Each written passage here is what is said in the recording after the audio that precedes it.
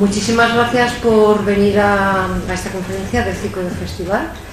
Y antes de dar comienzo, les pido excusas porque tendré que marchar, supongo que un cuarto de hora antes, 8:15, si no acabo la conferencia, porque debuta una alumna mía, María Eres, y quiero ir al ensayo general.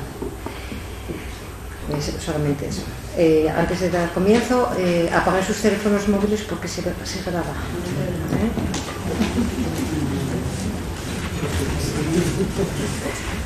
Buenas tardes. Proseguimos con el quinto ciclo de conferencias en el marco del convenio entre el Real Instituto de Estudios Asturianos y la Castalia. Un ciclo que, bajo el epígrafe En clave de zarzuela de mitos y costumbres, gira en torno al Festival de Teatro Lírico Español de Oviedo. Para hablarnos del segundo título de la temporada, la ópera La Dolores de Tomás Bretón, estrenada en 1895, contamos con la profesora María Encina Cortizo, catedrática de musicología de la Universidad de Oviedo y máxima especialista en zarzuela y ópera española. María Encina Cortizo se licenció en musicología con premio extraordinario por la Universidad de Oviedo y se doctoró por la Universidad Complutense de Madrid. Desarrolla su actividad investigadora en diversos ámbitos, destacando su dedicación a la música española del siglo XIX y en particular al Teatro Lírico Nacional. Coordinadora de la serie Antologías de la colección Música Hispana en el Instituto Complutense de las Ciencias Musicales, ha publicado en la serie Música Lírica de dicha colección diversas ediciones críticas de zarzuela. Autora de trabajos publicados en Música en Escena, revista de musicología, o Cuadernos de Música Iberoamericana, comparte su dedicación a la musicología histórica con la investigación en el ámbito del análisis musical, disciplina que la ha llevado a participar en diversos congresos y cursos internacionales. Constituye una enorme satisfacción para la Castalia que la conferencia de hoy, a cargo de una de las máximas autoridades en el estudio del teatro lírico español, como es la profesora María Encina Cortizo, catedrática de musicología de la Universidad de Oviedo, venga casi a coincidir con la entrega del premio a la mejor iniciativa de repertorio lírico español, otorgado por la Asociación Ópera 21 al Festival de Oviedo, con sus ya 30 años de andadura y orgullo de esta capital. Nuestra especial felicitación a Cosme Marina.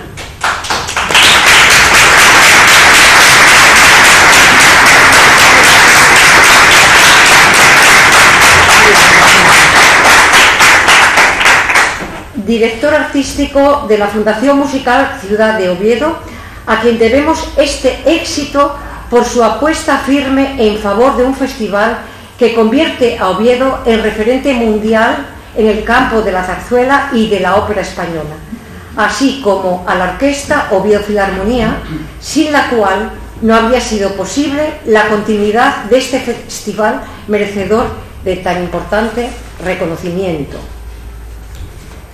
Por otra parte, es motivo de orgullo para la Castalia el debut en la Dolores de mi alumna, la mezzosoprano María Eres, participante habitual en los conciertos organizados por nuestra asociación y que por primera vez asumirá un papel de relieve, el de Gaspara, en esta producción de la ópera de Tomás Bretón, bajo la dirección también del asturiano Oliver Díaz, y al lado de algunas de las figuras más destacadas del panorama lírico español.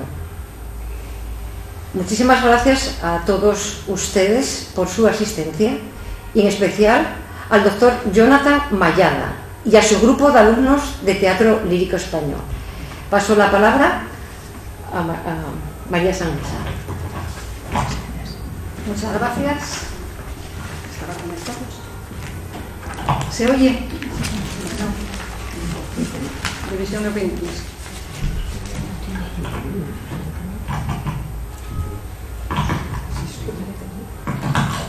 No lo sé. Buenas tardes a todos y damos comienzo a la previa del segundo título del ciclo del Festival de Zarzuela, aunque aquí se va a hablar de una ópera española. No creo que nadie se enfade porque, aunque el ciclo se titula En clave de zarzuela, se les hable de una ópera española.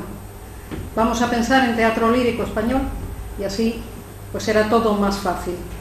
La Dolores de Tomás Bretón, estrenada en el Teatro de la Zarzuela el 16 de marzo de 1895, donde llegó a representarse en 53 funciones, y luego el grandísimo furor con este título sería en Barcelona en el Teatro Tívoli con 103 funciones seguidas, lo que era un enorme éxito para el teatro lírico de la época. Verdaderamente en Barcelona la Dolores causó auténtico furor.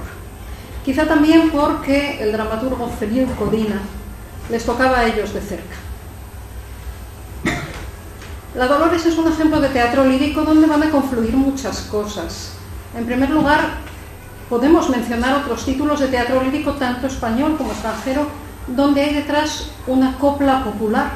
Si pensamos en zarzuelas como La Malquerida, por ejemplo, o La Pícara Molinera, hay una copla detrás donde de alguna manera se refleja la historia de los protagonistas o donde se anuncia algo ominoso generalmente para lo que sucede allí. Bien, en la Dolores tenemos la celebérrima Jota, no podemos olvidarlo como punto de partida. Jota, que se dice que escuchó Feliu y Codina en su viaje a su paso por Binéfar y que, bueno, se quedó con la copla, nunca mejor dicho, con la copla de Jota, y esto sirvió como punto de partida, pero hay mucho más también. Una obra que ha tenido enorme trascendencia, no solo en el teatro lírico, en el teatro de verso también, y en el cine. Encontramos versiones cinematográficas de la Dolores pues ya en 1908, en 1923, en 1940 con Doña Concha Piquer, en 1947 con Imperio Argentina, es decir, parece que la Dolores fue un tema que desde luego tuvo un enorme éxito. Una obra censurada, prohibida y cortada en 1923, que tendrá la Dolores para atraer tanto o para causar tanto rechazo también, si lo miramos así. Como decía, es un crisol de muchas cosas. Dolores es una especie de Santuzza a la aragonesa. Pues quizá. Caballería se estrenó en 1890. Bien, la Dolores llega 5 años más tarde. Ese desgarro verista, esas historias rurales, no de esa Sicilia profunda, sino en este caso pues de ese Aragón no menos profundo. Bien, la versión aragonesa de Santuzza podría ser, pero es que en Dolores vamos a encontrar también un seminarista enamorado.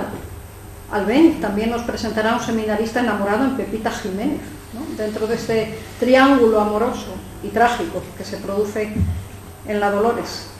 También vamos a tener al rico del pueblo en las historias, en la Dolores, y también aparecerá ese rico del pueblo en Luisa Fernanda en 1932. Es decir, la Dolores es un punto de confluencias y también un punto de partida de muchos elementos que vamos a encontrar en el teatro lírico español posterior. No quiero robar más tiempo a la conferenciante, que seguro que va a contar cosas mucho más interesantes que estas 4 pinceladas que acabo de hacer yo. Muchas gracias.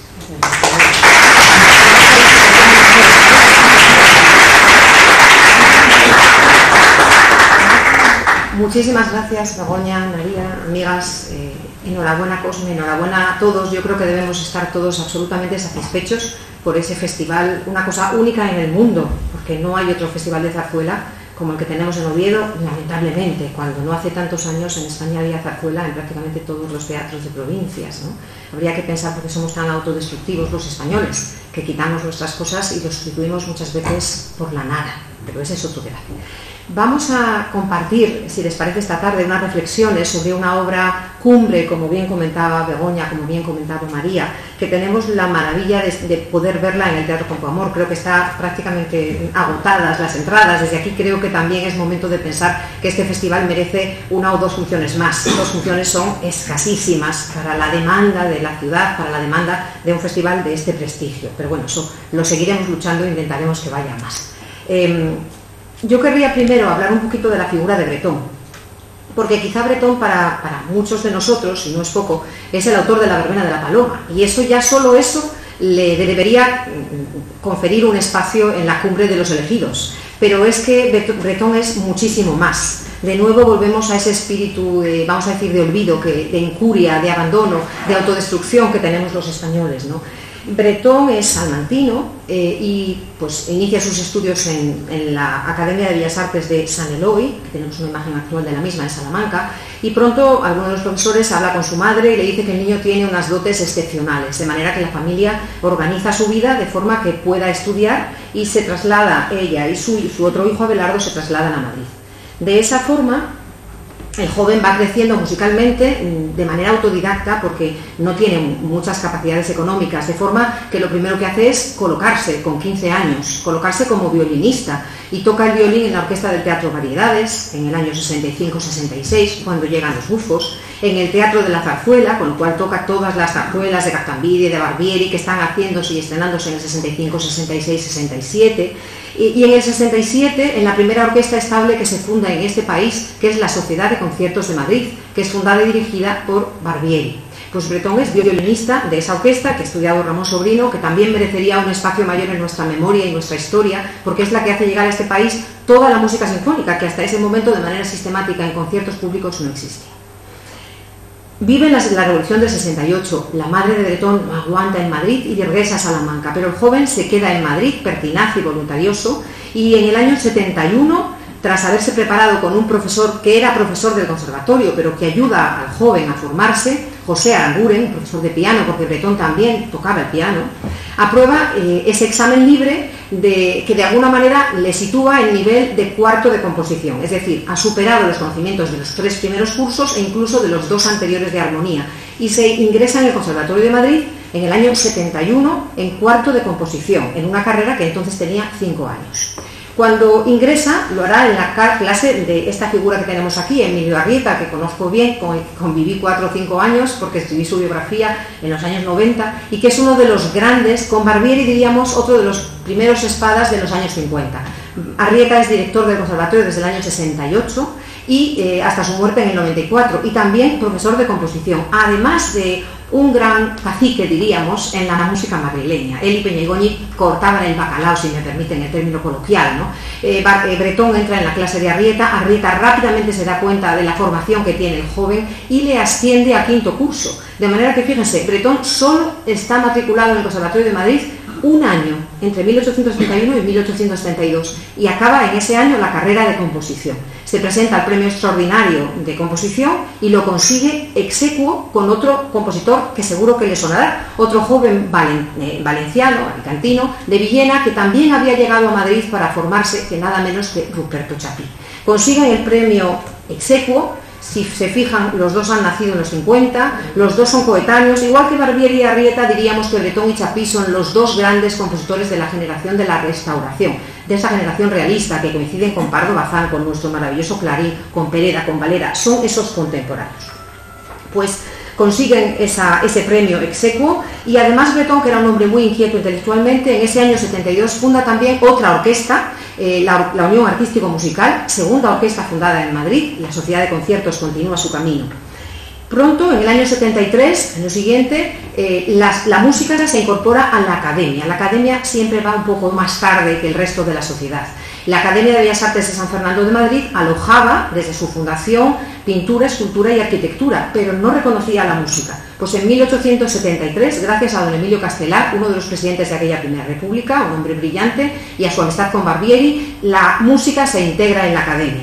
Eso dirán ustedes, ¿y esto qué tiene que ver con Bretón, al que dejamos en el 72 con su premio extraordinario? Pues gracias a esa incorporación se hacen los primeros académicos, Barbieri, Arrieta, y además se fundan las becas de ampliación de estudios, diríamos hoy, ¿no? En la academia, en el edificio que la academia tiene en Roma, que sigue teniendo en una de las colinas maravillosas, el Gianicolo, un antiguo monasterio de San Pietro in Montorio, con el templete de Bramante, no me he resistido a ponerlo ahí, ¿no? Pues los primeros becarios son Zubiaurre, otro compositor que merecería recuerdo, Bretón, Zabalza y Chapí. Bretón se va a Roma, pero Bretón es inquieto, como dije, y es peleón, Y bueno, pues está en Roma, visita Milán y escribe, cuando vuelve en verano, escribe a los académicos y les dice que él quiere ver más mundo, que quiere ver más Europa, que Italia en 1873, 74, 80, es cuando va Bretón, del 80 al 65, que ya ha visto lo que le puede ofrecer, que es el nacimiento del verismo, un Verdi que en este momento está bastante silenciado y que ya ha visto lo que le interesaba, que él quiere ir a Viena. Claro, Viena 1880, yo también hubiera querido ir a Viena, ¿no? La academia debate y finalmente le concede las posibilidades de ir a Viena, aunque no tiene sede, le dice, búsquese usted la vida, ¿no?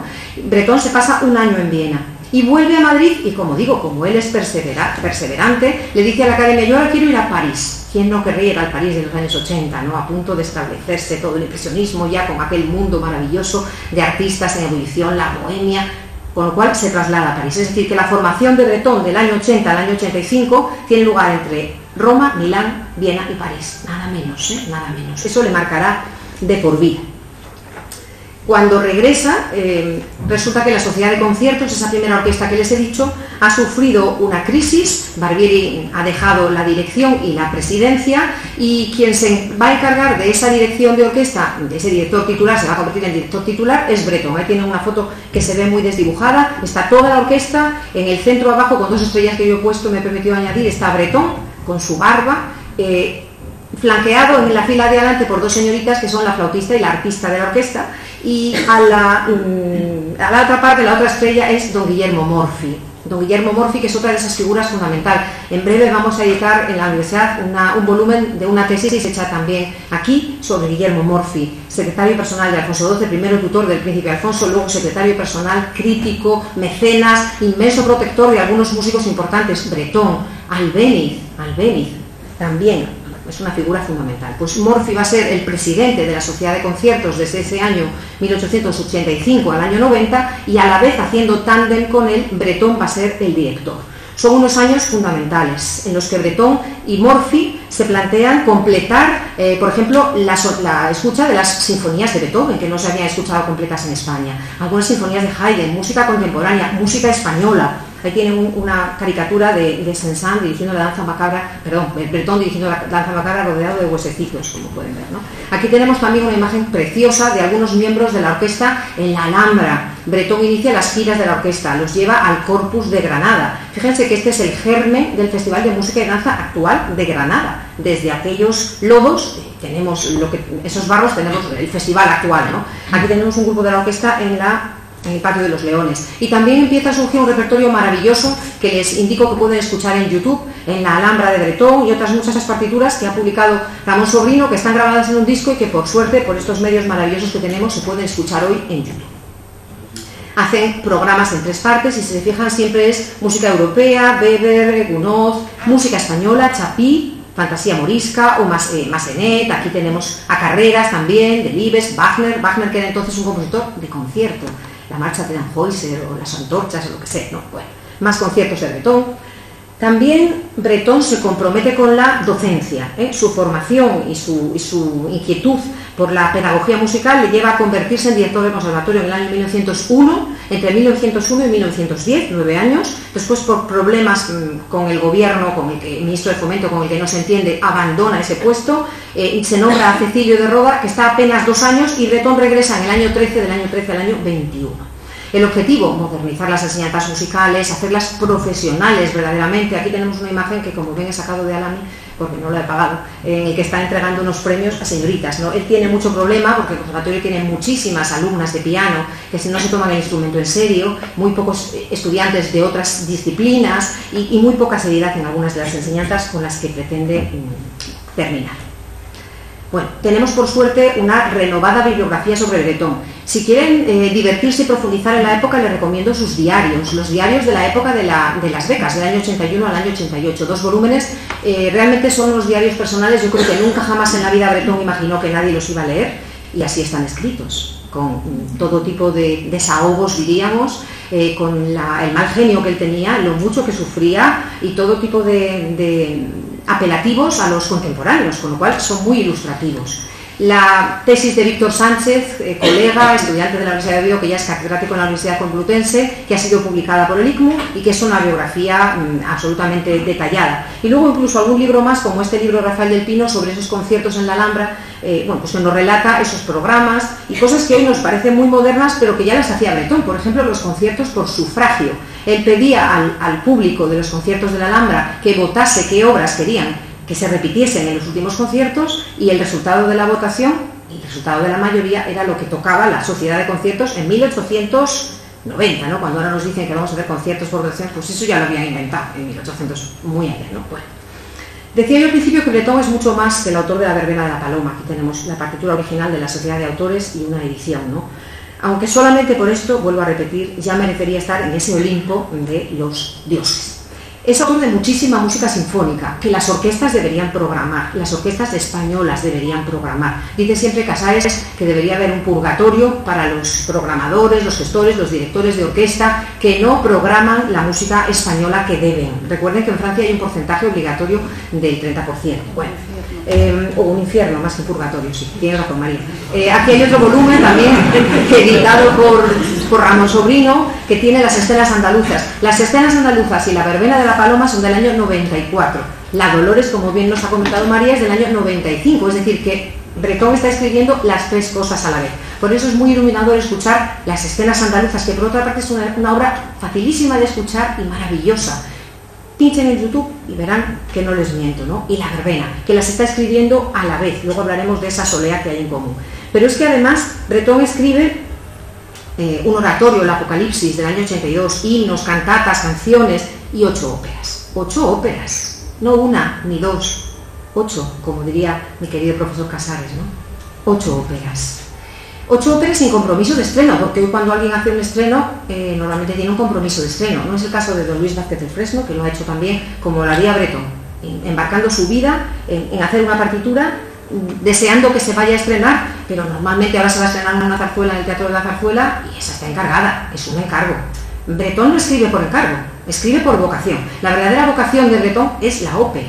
Él tiene la necesidad de luchar para establecer la ópera española, la ópera nacional, ópera en castellano, en un teatro como el Teatro Real, que se inaugura en Madrid en 1850, y fíjense ustedes, hasta 1871, cuando se estrena Marina de Arrieta convertido en ópera, no se oye cantar en castellano. 21 años. Guzmán el Bueno, Los Amantes de Teruel. Los Amantes de Teruel es un premio que consigue Bretón, hay un premio para establecer la ópera española. La gana con Los Amantes de Teruel. Una de las contrapartidas del premio es el estreno en el Real. Pues cuando gana Bretón con Los Amantes de Teruel, como Arrieta está por detrás, mi querido Arrieta, pues teje los hilos para que la obra no se pueda estrenar. Bretón lucha denodadamente y la obra se estrena en los 90 y se estrena, ¿saben ustedes cómo? Después de haber traducido el libreto al italiano.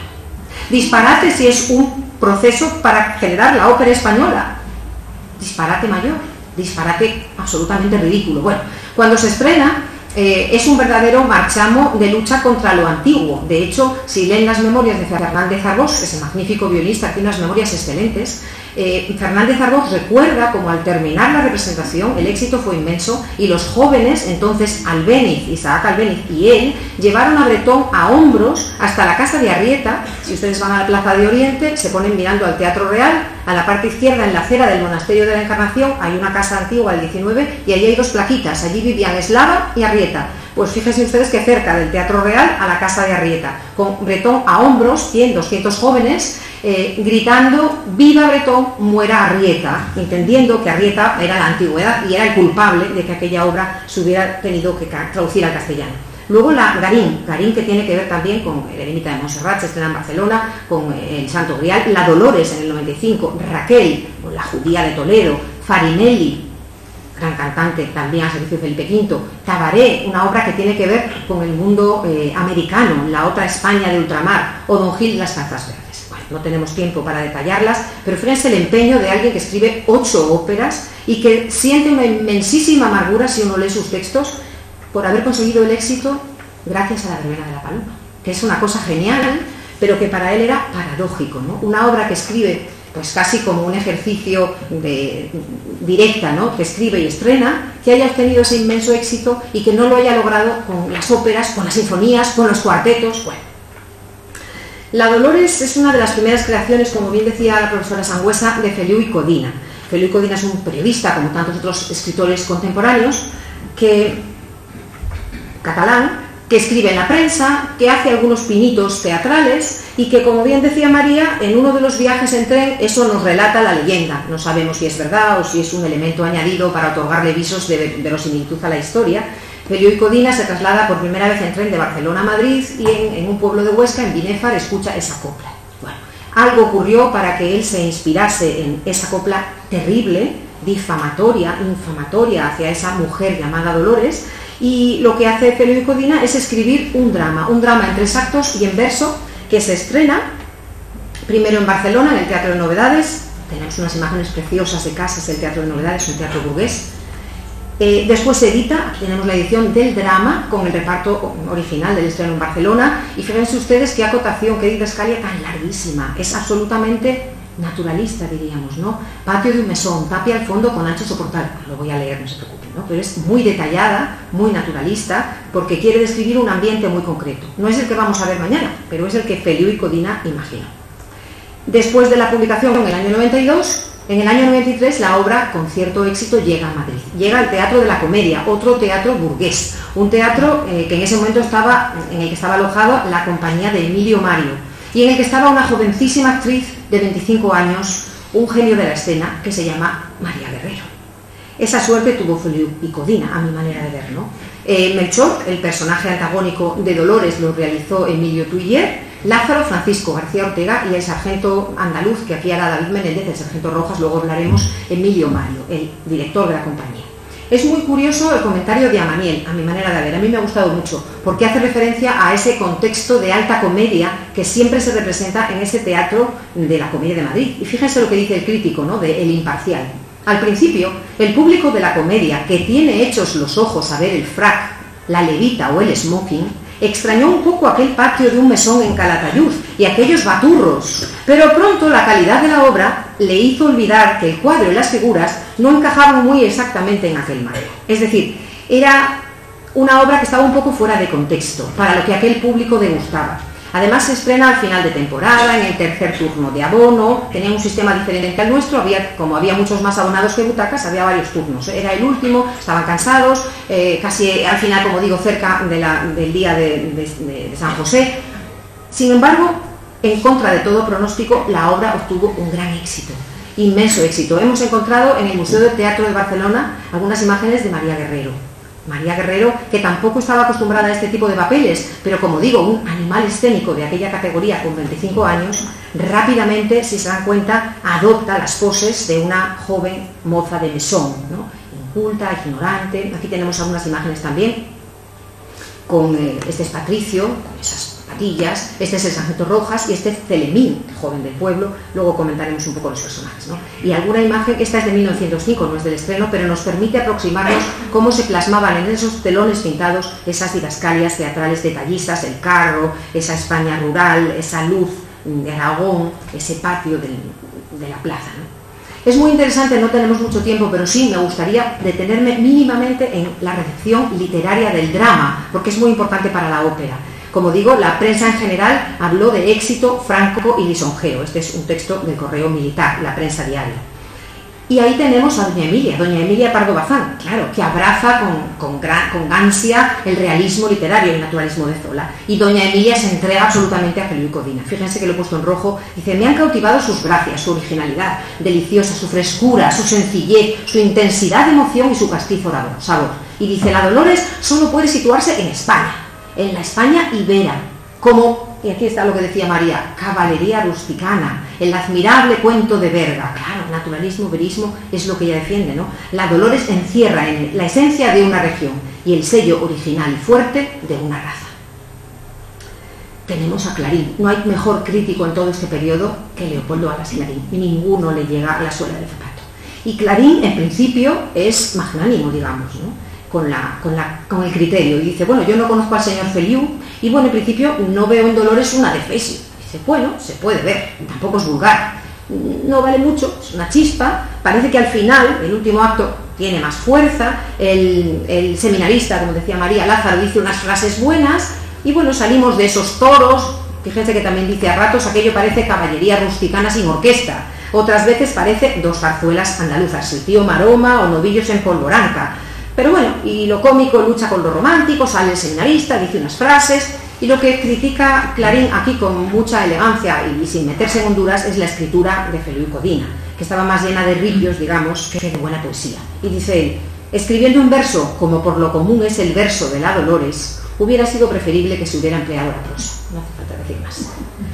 ¿Qué pasa? Que a los pocos días hay un concurso en la academia y los académicos se plantean premiar a Feliu, el drama de Feliu y Codina frente a Echegaray y a Pérez Galdós. Y entonces Clarín, con esa honestidad como crítico que le caracteriza, no tiene más remedio que coger la pluma. Y así lo dice. Yo no hubiera vuelto a escribir de la Dolores. Ya dije que no era una defensa. Pero claro, ante esta circunstancia no me puedo quedar callado. ¿Cómo pueden comparar la Dolores con Electra o con una obra de Echegaray o de Pérez Galdós, ¿no? Y entonces ya dice, el señor Feliu no es poeta. Aunque hace versos, ni se puede decir que tenga el don del teatro. Todo lo demás la obra, dice, es vulgar, ñoño, claro, lo que no había dicho antes por elegancia, pero ahora se ve en la honestidad de tener que decirlo. Ñoño, vulgar, soporífero, anodino, insignificante. Y critica también a doña Emilia.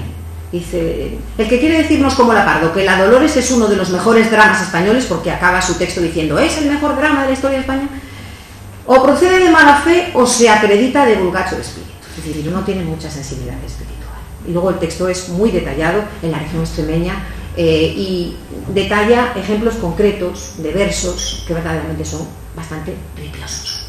Con lo cual vamos a poner las cosas en su sitio. No estamos hablando de Shakespeare ni de Cervantes. Lo que tiene meollo en la obra quizá no es tanto el texto, y por eso el trabajo de Bretón sobre el mismo no le ha perjudicado, al contrario, lo ha aligerado, sino la historia, que es lo que vamos a comentar un poco, ¿no? ¿Por qué escoge Bretón la Dolores? Pues, bueno, Bretón va a ver el drama Madrid, evidentemente, y es evidente que se siente capturado por la fuerza realista de la historia. Por suerte, en este periodo le hacen una entrevista en el diario El País histórico, no el País actual, que no tiene relación. Y comenta, dice, nosotros tenemos elementos sobrados para hacer ópera española, ópera nacional, claro, su objetivo. Nuestros aires populares son los mejores y sobre todo la jota. A él le encanta la jota, ¿no? Dice, la Dolores es genuinamente española. Sin estar hecha en seguidillas y boleros, sírvenle de motivo y fundamento los cantos populares y sobre todo la jota. Y añade en esa misma entrevista, no he cambiado prácticamente nada de Feliu, ¿no? Sencillamente, pues que la copla en la obra de Feliu se escucha desde la calle y en mi ópera se canta dentro de la escena. Esto es lo que dice. Bueno, hay algún cambio más, hay algún personaje eliminado, pero como digo, como no estamos hablando de un texto de Calderón, de una pureza literaria excepcional, pues no ocurre nada porque Bretón, al igual que hacía Wagner, se haya encargado de esa adaptación del texto. La obra, por citar de una manera rápida, nos presenta, es un antecedente naturalista, por ejemplo, de Juan José de Vicenta, que es la gran obra que inaugura ese naturalismo dramático rural, ¿no? Con un final trágico, tragiquísimo, con tipos de baja extracción social, con pasiones exacerbadas que ya se ve desde el principio que no pueden acabar bien, ¿no? Deseo carnal, celos, la honra, el conflicto de la honra que está en toda nuestra historia, Fuenteovejuna, la fama, ¿no? También, que es lo que la copla ha roto. Melchor destruye la infama a Dolores y la copla destruye su fama. Y luego la violencia como única y salvaje solución a los conflictos. Por tanto, Dolores es quizá el primer ejemplo, el primer gran ejemplo, como bien decía María, nuestra Santuzza, ¿no?, de verismo hispano, con otros elementos. De hecho, Bretón viaja a Calatayud para empaparse de música popular y él mismo comenta, yo creo que más como leyenda que como realidad, que se inspira y que recoge material, ¿no? Eso le da unos visos de verosimilitud a los elementos populares que de otra manera no tendrían, ¿no?, en ese momento. La orquesta adquiere una relevancia fundamental. De hecho, la partitura es difícil de interpretar. Hay pocos asideros referentes en la orquesta. La orquesta parece que va por su camino, como en Wagner, y las voces van por otro. Aparecen los motivos en la orquesta. El recitativo, que era una obsesión de los autores españoles, ¿no? Es un declamado más próximo al habla que un recitativo italiano, que Bretón rechaza siempre, ¿no? Y luego aparecen elementos de la vida popular española. La rondalla, con la jota. Una corrida de toros, Carmen está muy presente, pero es que Carmen también tiene naturalismo encima, ¿no? Esa corrida de toros, que también está en Penella, después hay una corrida de toros en el segundo acto que se nos relata.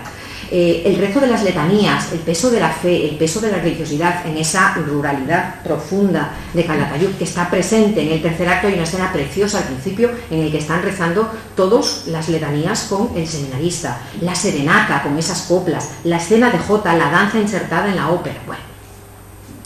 Y por otra parte tenemos una mujer infamada por Melchor, que va a ser abandonada porque Melchor se va a casar con otra, que es el conflicto que estalla al comienzo de la obra. Dos cortejadores más, diríamos, que son Patricio el Rico, como decía María, y el andaluz, por añadir elementos populares, ¿no? El sargento Rojas. La obra se sitúa, Bretón la lleva atrás, ¿no? Feliu dice estrictamente contemporánea, es decir, 1895, pero Bretón la lleva atrás, la lleva a la época de las guerras carlistas, los años 30, 40, ¿no? Y entonces es un sargento liberal, el sargento Rojas, que se jacta de ser el más valiente del mundo. Es un personaje, pues el Miles Gloriosus, ese Belcore que aparece también en la ópera cómica, ese personaje que es como el general Cabrera, no le pone a él, el general carlista, no lo mata de dos espadones, ¿no? Dice, es decir, es un hombre bobalicón, arrogante, fatuo. Esos personajes van a distender, Patricio y Rojas. Cada vez que aparezca Melchor o Lázaro, que es el seminarista, la tensión se mastica. Pero Bretón necesita a Patricio y a Rojas para distender, igual que Carmen, Frasquita, las otras señoritas, las cartas. Si ustedes comparan las óperas, en Carmen hay momentos en los que uno se relaja y hasta se ríe, ¿no? Luego hay otros en los que no. Pues lo mismo va a suceder en la Dolores. La referencia francesa está muy presente. La relación con el verismo es tan evidente como que a Bretón le invitan en el año 1902 a formar parte del jurado del concurso de Sonzogno, el concurso del que sale Payasos, ¿no? Había salido Payasos, esa editorial italiana que convoca, aquí tenemos a Humperdinck, a Chilea, a Massenet, a Bretón, es decir, está con ellos porque es uno de ellos. Y esto, bueno, ya lo comentamos, Bretón le llama drama lírico, como bien decía María, no es una zarzuela, es una ópera. Me van a permitir que les lea el resumen del argumento que hace nada menos que Pardo Bazán, y luego vamos a ver unos ejemplos. Dice doña Emilia, dicen que una copla popular inspiró el argumento de la Dolores. La acción se desarrolla en un mesón de Calatayud, un mesón que recuerda la posada de la sangre. La posada de la sangre, hago yo este paréntesis, es la posada donde se supone que Cervantes, dice la leyenda, escribió La ilustre Fregona. Dice, un mesón, el mesón de Gaspara, que recuerda la posada de la sangre, que además Dolores puede tener vagas reminiscencias de la ilustre Fregona Constancica, dice Pardo Bazán. Y sí, Dolores es la moza del mesón, hermosa, apasionada y enérgica, como buena aragonesa. Patricio lo dice muchas veces, es una categoría. Yo soy no sé cuánto y soy aragonés. No es cualquier cosa ser aragonés, sobre todo frente al andaluz, ¿no? Marca carácter. Bueno, pues Dolores es buena aragonés, tiene carácter. Y sigue doña Emilia. Vive sostenida por el ansia de vengarse del inconstante Melchor, que después de rondarla y de haber poseído toda su voluntad, la abandona, y no contento con abandonarla, la arroja a la ignominia, su nombre, a través de una copla irónica y afrentosa. Si vas a Calatayud, pregunta por la Dolores, que rueda de guitarra en guitarra como pregón de la flaqueza y mofa del cariño. Pero fíjese que ha dicho doña Emilia Pardo Bazán que ella quiere vengarse. Ella no es una mujer pasiva, es una mujer activa desde el principio y busca la venganza, lo vamos a ver después. Le dice cuando Melchor llega al principio, cuando los vemos a los dos solos en escena, y Melchor le dice, me voy a casar con otra. Yo ya sabes cómo soy, me gusta jugar, me gusta beber y necesito otra que tenga dinero y me mantenga.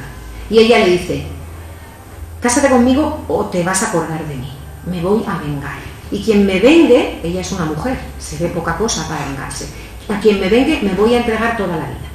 Es decir, voy a buscar a un hombre que me vengue. Por tanto, no es una mujer pasiva.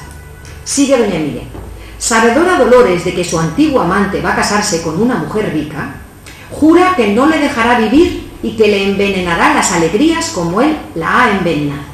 Exaltada, celosa y entregada a la desesperación, Dolores trata de buscar entre los muchos que la cortejan, hemos hablado nosotros de Patricio el Rico, del sargento Rojas el andaluz, trata de buscar alguno que la ame lo bastante para vengarla. Ninguno se resuelve. El sargento matón no quiere compromisos. El paleto ridículo no sabe más que hacer que sacar de la faja algún doblón y contratar novilladas y contratar fiestas y rondallas.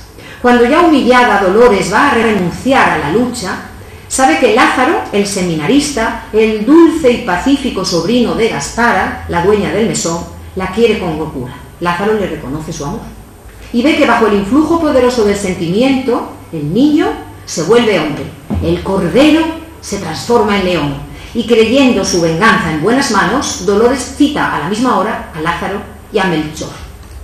La hora llega, pero Dolores ha mudado de parecer y ya no desea que muera su ofensor, y sobre todo no quiere que muera su defensor, y agota los esfuerzos para impedir el choque de los rivales, pero no lo consigue. Lázaro y Melchor se encuentran, y al encontrarse luchan, y al luchar es el estudiante de teología quien logra clavar la navaja en el pecho del desleal adversario, sacando envuelta en su sangre la honra de Dolores. Yo daré cuenta de esta sangre, dice el vengador, amparando con sus brazos a la mujer querida. Bueno, ella acaba después diciendo, este es el mejor drama de la historia de la literatura española. Bueno, realmente estaba apasionada, ¿no? Por eso les he leído el resumen. La orquesta, inmensa, es un orgánico muy grande. Fíjense que normalmente trabajamos en el romanticismo con maderas a dos, pues aquí tenemos flautín y dos flautas, 3, 2 oboes y corno inglés, 3, 2 clarinetes en sí, 2 clarinetes en la, dependiendo, y luego 2 fagotes. Viento metal, viento wagneriano, 4 trompas, 2 trompetas, 3 trombones y tuba, viento wagneriano realmente. Luego, percusión, cuerda y rondalla de bandurrias, con laúdes, guitarras y bandurrias, guitarrones, y banda interna, esa banda que toca el paso doble del toreo, etc., ¿no? Vamos a ver un poco los actos. Primera idea que tienen que tener clara, la estructura es continua, no vamos a tener recitativo, aria y aplausos, no, podemos aplaudir cuando acabe algo, pero la estructura es continua, es esa melodía sin cortes que desarrollaba Wagner, ¿no?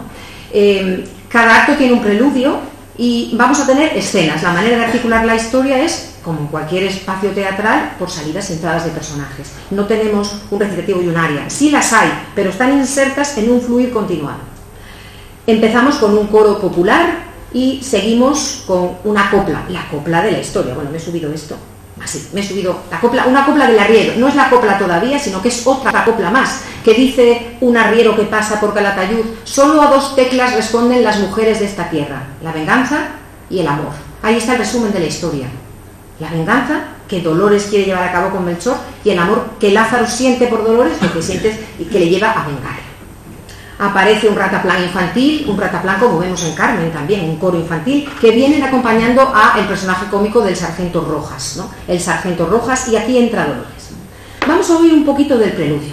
El preludio del primer acto resume, aquí lo tenemos, resume algunos de los elementos fundamentales del drama, lo que llamábamos en Wagner leitmotives o motivos conductores, tal cual. Primero escuchamos el inicio de la copla. Si vas a Calatayud, el inicio, la copla se interrumpe. ¿Y por qué se interrumpe? Por un motivo que suena en los metales, que representa a Dolores, que representa la venganza. Dolores quiere vengarse de esa copla infamante. Sigue la copla después, y detrás de la copla, ¿quién aparece? Aparece un sonido de un tema de los metales, que es Melchor, que le ha dicho: no me voy a casar contigo, la ofensa. Y detrás de Melchor, ¿qué aparece? El tema de Lázaro, en el que Lázaro le dice a Dolores: te amo y yo te voy a vengar. ¿Y con qué terminamos? Con la copla que da origen a la historia. Vamos a oírlo, si no entero, vamos a oír por lo menos algunos de esos motivos. Acuérdense, la copla, que la conocemos todos, el tema de los metales, la copla, el tema de Melchor. Es la versión del Teatro Real de 2005, dirigida por Rosmar Vall.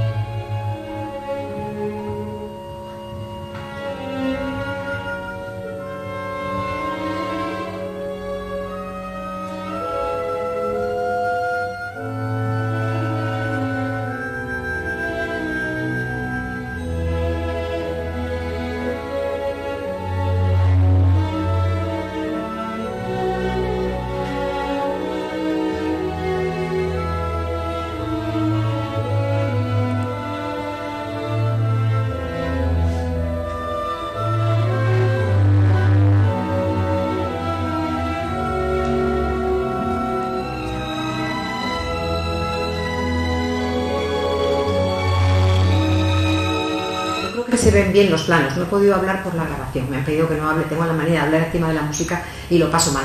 Si se fijan aquí, el tema de Lázaro aparece primero en una octava y luego los violines lo hacen en la octava del siguiente para ampliar ese espacio vertical y dar sensación de aire, no de esa opresión de los temas de Dolores, de la venganza, del tema metálico de Melchor también, que vamos a volver a oír. El tema de Dolores, por ejemplo, aparece cuando Dolores entra en escena, así que fíjense, cuando escuchen el preludio en la representación, en el momento que Dolores llega a escena, llega acompañado de del sonido del preludio.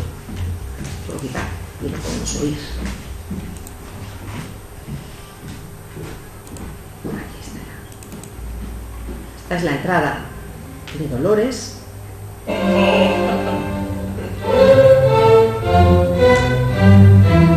Y tenemos a Patricio. Io soy hombre muy rico y soy aragonés. O llevará que un grito como un rayo sonte que hay que se resienta si acabero yo. Lo presenta.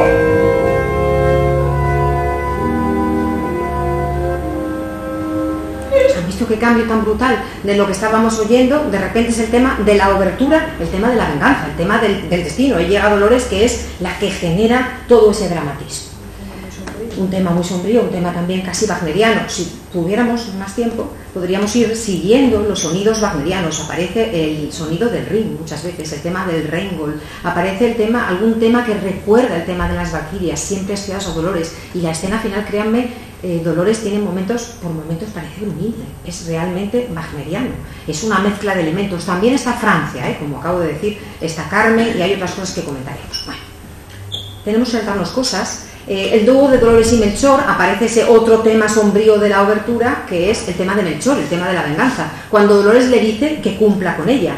Y por el texto, fíjense, Melchor le cuenta, así soy yo y no puedo hacer otra cosa, y Dolores lo que hace es dedicarle un anatema. Hay un tema dramatúrgico en todas las óperas italianas que es el anatema, ¿no? La maldición de Monterone, en Rigoletto, de tantas maldiciones, es decir, en estas tebeas, ¿no? Maldita sea la ciaga ahora. Creo que también lo tenemos en un ejemplo. Vamos a ver.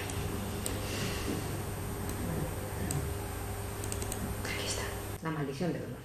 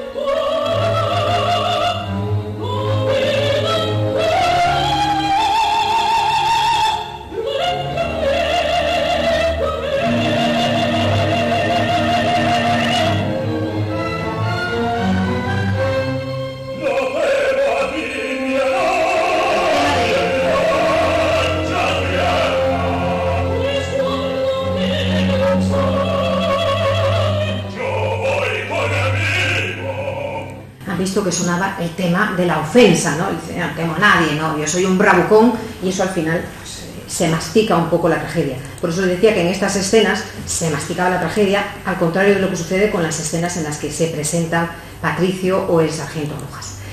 La gran escena del acto primero, y una de las grandísimas escenas de toda la historia de la ópera española, es ese finale en el que aparece un pasacalle con una rondalla y aparece esa jota milagrosa que Bretón consigue, empapándose de la música popular, articular de la siguiente manera. Escuchamos el ritornello instrumental, después la primera copla, Aragón, la más famosa es de España y sus regiones, el ritornello instrumental otra vez, una segunda copla por una moza del barrio, Patricio está, que se muere. Yo no voy a decir su nombre, que ella lo diga si quiere.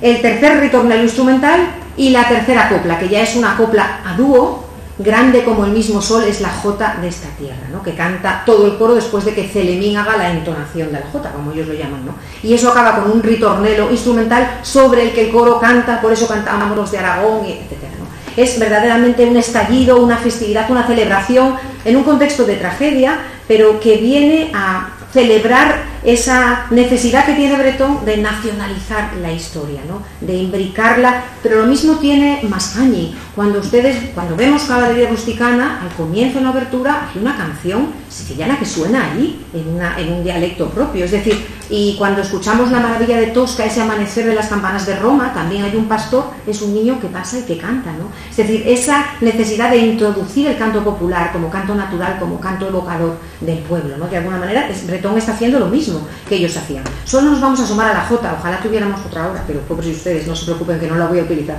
Solamente vamos a asomarnos a la jota para ver esa brillantez. Otra cosa que tienen que descubrir es la orquestación. La orquestación es una clase de orquestación, es un orquestador exquisito, Bretón, porque es un hombre que ha hecho mucho teatro, que ha tocado un foso desde los 15 años, que se ha formado en 3 países europeos, que ha escrito zarzuela continuamente y sigue escribiendo, que escribe sinfonías, que escribe cuartetos, que dirige la Sociedad de Conciertos, que funda la Unión Artística Musical, y que no es todo, ¿no? Por eso les decía yo, no es solamente que no es poco, la verbena. Vamos a oír el arranque de la jota.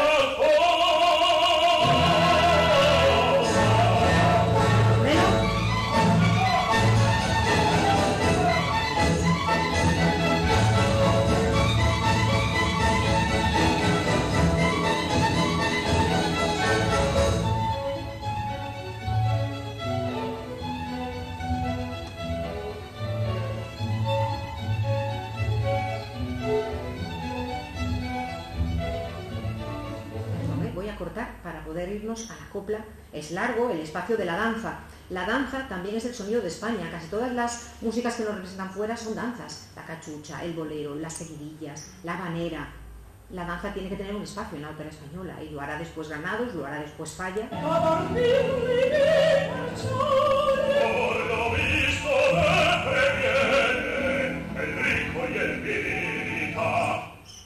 Hasta que salga el coplero y nos ofrezca esa primera copla, que es un coplero anónimo, un cantador de jota, que no es un personaje como tal. Vamos a ver.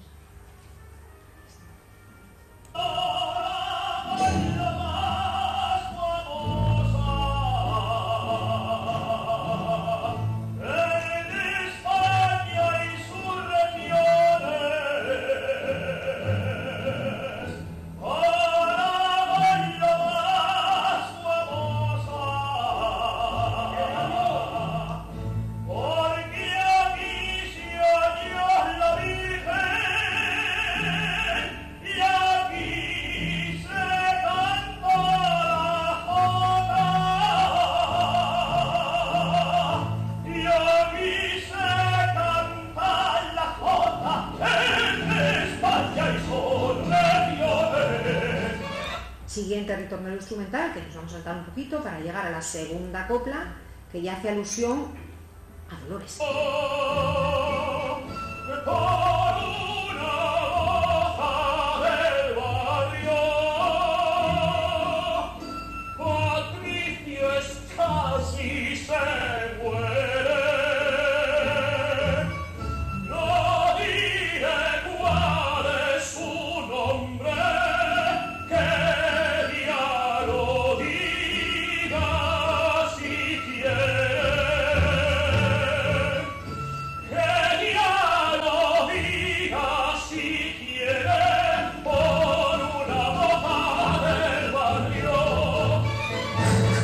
Ritornelo instrumental y última jota, que es entonada también por Celemín y cantada por todos, ya con esas terceras paralelas características del canto popular, y es el pueblo el que canta.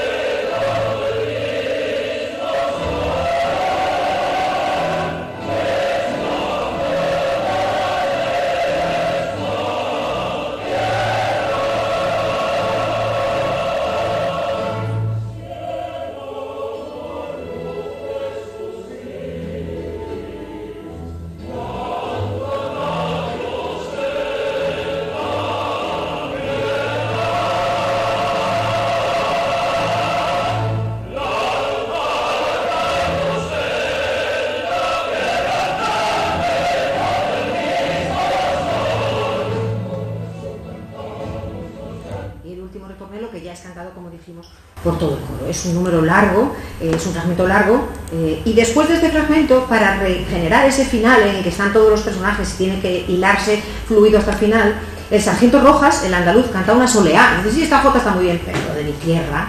Bretón acababa de escribir una soleá en Chiclana me crié, recordarán ustedes en la verbena de la Paloma, que está en el bar y que es acompañada por un pianista, ¿no? En Chiclana me crié, que me busquen en Chiclana. ¿Recuerdan? Bueno, no les molesto más. Pues esta soleá es bien parecida, es bien parecida. Voy a pincharla sencillamente para que veamos el parecido, porque todos la tienen en su cabeza.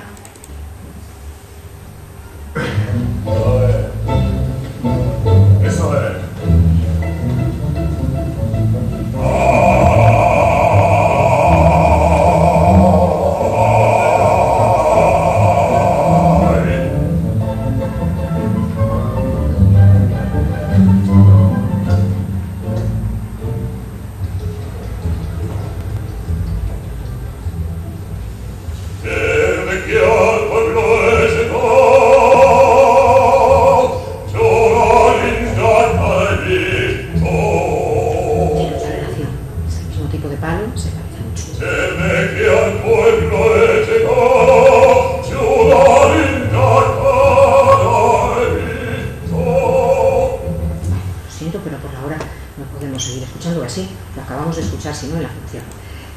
Esta versión, por otra parte, está completa en YouTube, la pueden escuchar, es del 2005, como les dije. Y para concluir la escena tiene que aparecer la copla de Melchor, que es la que desencadena el drama y que es la que dice si vas a Calatayud. Y es decir, delante de todo el mundo hemos bailado la jota, el sargento ha cantado la soleá, pues Melchor dice, yo también quiero cantar una copla, y canta la copla infamante, ¿no? Para terminar. Si vas a Calatayud,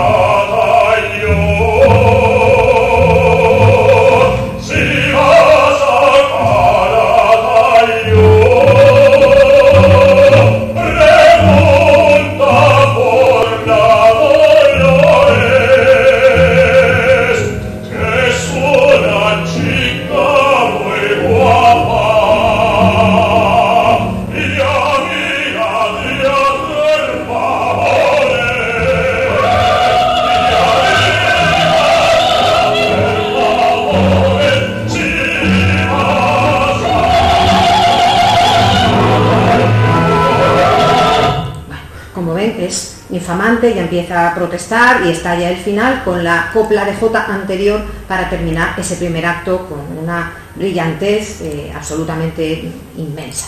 El segundo acto también tiene un preludio instrumental y aquí vamos a hacer la presentación Bretón de los personajes individuales.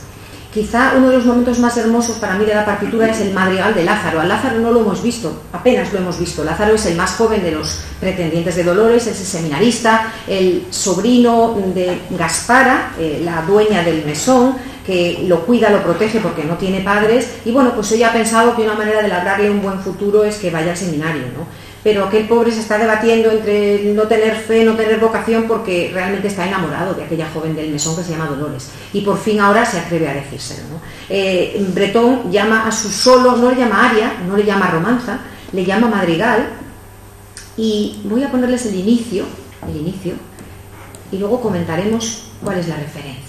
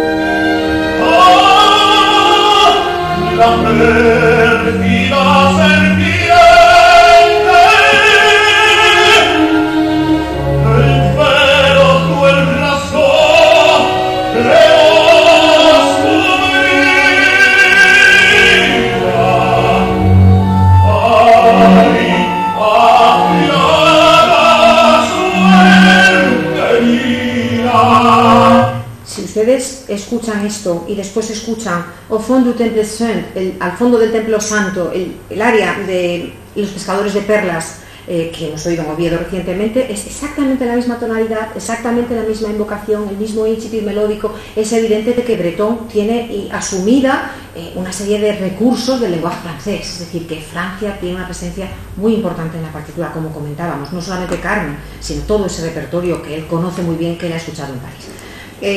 No tenemos tiempo de detallar, pero si se fijan, aquí he puesto en azul Romanza de Patricio. Patricio se nos presenta como ese hombre rico que no trae más que presentes, un pañuelo encarnado, etcétera, casi a ritmo de seguidillas. La canción de Rojas, el andaluz, también cuenta que a él no se le resiste nadie, porque, pues eso, por su gracia y por su baile, ¿no? Aquí tenemos dos dúos, el de Melchor y Dolores, un dúo fuerte, un dúo trágico, y el de Dolores y Lázaro, en el que Lázaro por fin le reconoce su amor. Y acaba todo con una gran escena de corrida de toros. Patricio ha encargado una corrida, aparece un paso doble, escuchamos un paso doble, y es una corrida que escuchamos pero que no vemos, como en Carmen también, que escuchamos, como en Penella, que es un recurso también de ahorro, imagínense, poner una corrida en escena, ¿no?, de alguna manera. Con lo cual, vuelvo a decir, que está muy presente Carmen. Está muy presente toda la tradición española, esa lección de toreo de pan y toros, acabamos de ver pan y toros, esa lección de toreo de pan y toros, el sargento Rojas en su canción cuenta cómo se torea, porque es él el que va a torear, y luego casi le pilla el toro y tiene que entrar a salvarle Lázaro, el seminarista, ¿no? Con lo cual es todo un poco chusco. Y también hay referencias a un vito en las astas del toro de Gaztambide, que ha estudiado Ramón, y que realmente es un vito, es un ritmo de vito lento. Bueno, la tragedia se mastica y llegamos al tercer acto, en el que hay otro preludio instrumental que da paso a la primera escena, que es una escena de oración. Yo voy a ponerles, no me resisto a poner un segundo de esa escena preciosísima de oración, de introducción, con una especie de doble bordón. Este es el final del preludio.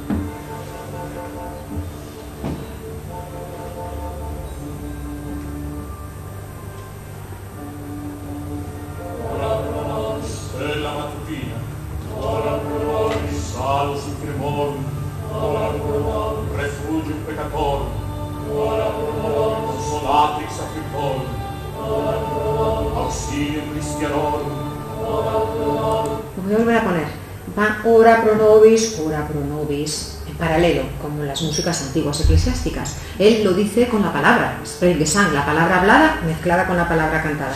Y la orquesta va haciendo un motivo que curiosamente es el mismo motivo que escoge Debussy para el inicio del Peleas. Pam, pam, pam. Si lo escuchan otra vez, se va a ver. Regina Angelorum, Regina Patriarcharum, Regina Prophetarum, Regina Apostolorum, Regina Martyrum, Regina Confessorum, Regina Virginum, Regina Sanctorum. Es una escena muy hermosa que yo creo que refleja más que una cosa pública, una cosa privada, en una costumbre que tenía la España tradicional, la España rural, que era rezar por las tardes, noches, el rosario en casa, de alguna manera, ¿no? No es una escena en un gran templo, sino que es una escena íntima, y hay muchos ejemplos de zarzuelas. Recuerdo una, El Conjuro de Arrieta, que también se desarrolla en la zona del Maestrazgo, donde hay un rezo del rosario a la noche, porque es habitual que todas las noches se rezara a la Virgen. Bueno, a partir de ese momento tan tenso, pues Dolores quiere que Lázaro se vaya, ha convocado a Melchor y a Lázaro, pero se arrepiente, como nos decía doña Emilia, no más que defender al que quiere asesinar, quiere que no muera el que le va a defender. Tenemos una romanza de ella muy hermosa en la que cuenta todo lo que está sintiendo y que empieza a sentir amor por Lázaro, un dúo de amor, que es el más conocido, y hay muchas versiones también en YouTube, fantásticas versiones con Lázaros como Miguel Fleta o Hipólito Lázaro, estupendas. Y luego al final entra Melchor y tenemos el final, ¿no? No les voy a poner por falta de tiempo, que vuelvo a decir que es desgarrador. Lázaro se enfrenta con Melchor, pero el asesinato no tiene lugar delante de nuestros ojos, sino en la habitación de Dolores. Igual que el asesinato de Turiddu no tiene lugar delante de nuestros ojos. Siempre es peor lo que imaginamos que lo que vemos, ¿no? Sino que llega una voz y dice, ¡ah, masato, compare Turiddu! Han matado a Turiddu, ¿no? Imaginémonos cómo sería. Con lo cual, esto es igual. Aparece el cadáver, Dolores dice, lo he hecho yo, y Lázaro dice, no, yo voy a cumplir con eso. Por rematar, la recepción. La obra se estrena, como bien comentó ya María, en marzo del 95, en la Zarzuela, con un inmenso éxito, un reparto con no muchas primeras figuras, pero que funcionan bien, aunque realmente, si seguimos lo que nos dice el conde de Morphy, la primera función apenas cantaron bien, ¿no? Verdaderamente vocalmente es un tour de force terrible, con una orquesta gigantesca, como hemos visto, con unas tesituras muy poco cómodas. Dolores es como Brunilda, lo que se exige, una tensión dramática, escénica y vocal muy desagradecida también, porque nunca acaba de tener una expansión, siempre se está manteniendo en tensión, en tensión, en tensión.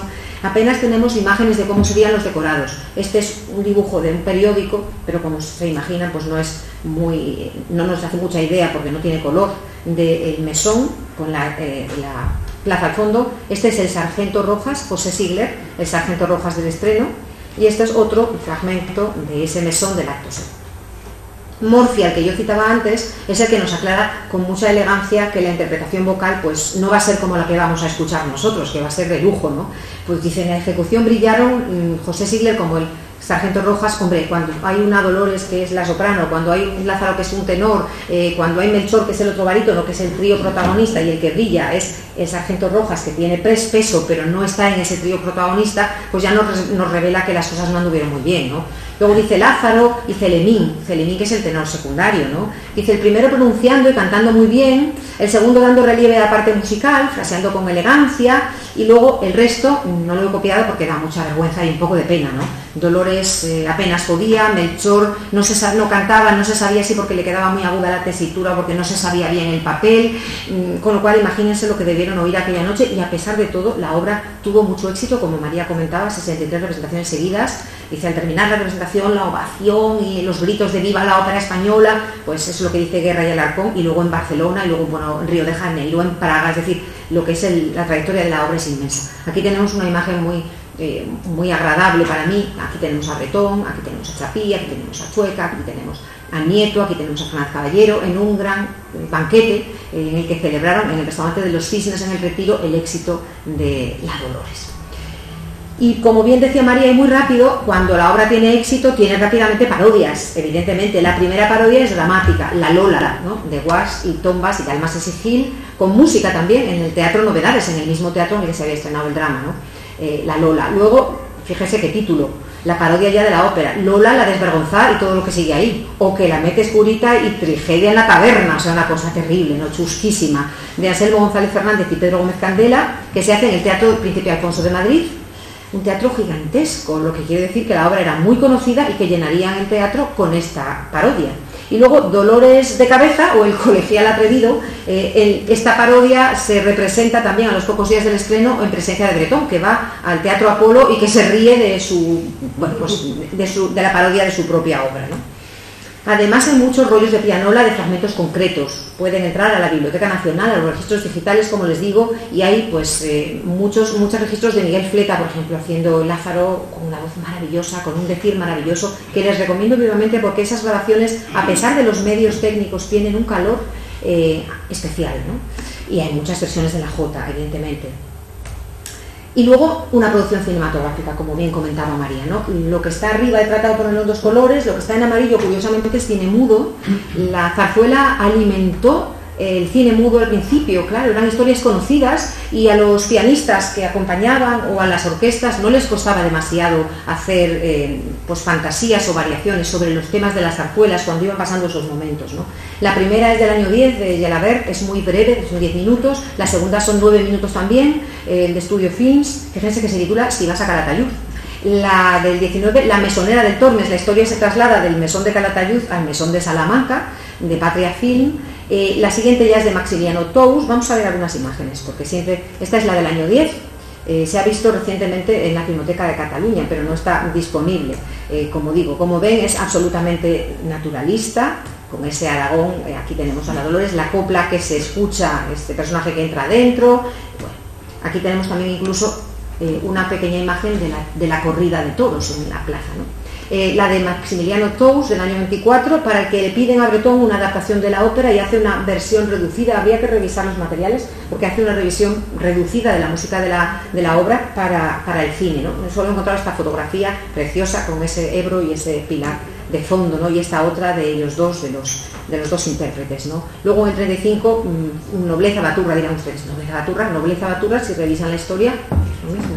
Es exactamente lo mismo, con lo cual ahí tenemos a una Imperio Argentina estupenda, el año 35, con Juan de Orduña, el señorito, y con Miguel Ligero, que luego se especializaría en ese Don Hilarión también bretoniano, ¿no? Luego nada menos que a Conchita Piquer, ¿no? Del año 40, de alguna manera, según los estudiosos del cine, es una mujer más libre, más que la que representa Nobleza Baturra. Habría que ver las dos películas otra vez y juzgar si es así, ¿no? Y aquí tenemos a ese maravilloso asturiano Gil Parrondo. Es el diseño que él hace para esa película de Florian Rey del año 40, de la habitación de Dolores, que tiene mucho que ver con esos elementos que aparecen en la portada de la partitura, que es una de las portadas más hermosas de este periodo, que luego veremos, ¿no? Es precioso este trabajo del genial Gil Parrondo, asturiano también universal.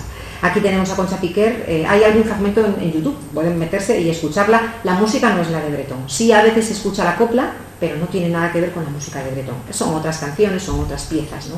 En el 47, en Argentina, Imperio Argentina, se traslada allí y es en Buenos Aires donde se graba, se titula de las dos maneras: Lo que fue de la Dolores, que es como una secuela, o La copla de la Dolores. Es la misma película que tiene dos nombres. Se grabó, como digo, en Buenos Aires con Imperio Argentina. Y aquí sí que escuchamos la Jota. Pueden entrar en YouTube, yo he cortado los fotogramas y se escucha la Jota de Breton, que es, claro, emblemática, universal, y es lo que aparece con fuerza en esa película, ¿no? Y la última es del año 60, con Lilian de Celis. La historia se traslada de Calatayud a Albarracín, en la época de las guerras carlistas, un poco más atrás, y parece ser que la protagonista, se titula Alma Aragonesa, está un poco desdoblada. Es decir, es una madre que ve que a su hija le va a pasar lo mismo que ella ha vivido, enriqueciendo un poco una historia que por otra parte ya era conocida, ¿no?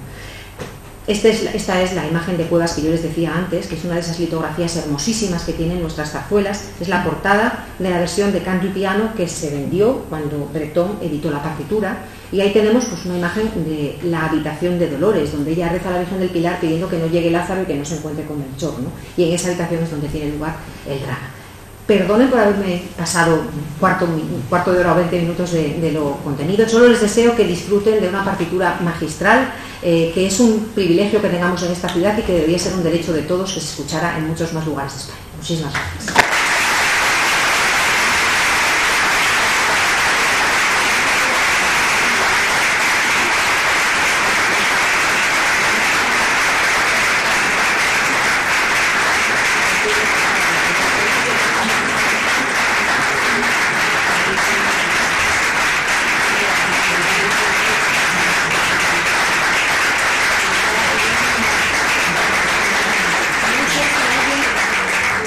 Muchísimas gracias por lo que me queréis.